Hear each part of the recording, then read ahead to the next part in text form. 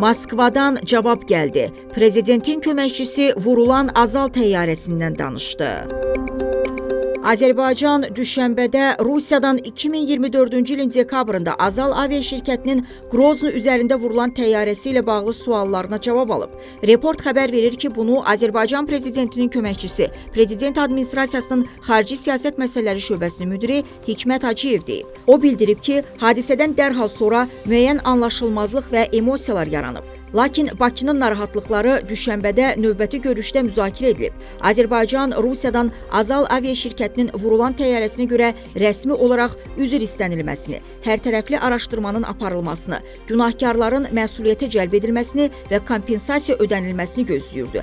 Hazırda biz anlaşılmazlıqlar səhifəsini çevirmişik və iki ölkə arasında normal qonşuluq münasibətlərini davam etdirəcəyik deyə o əlavə eləyib.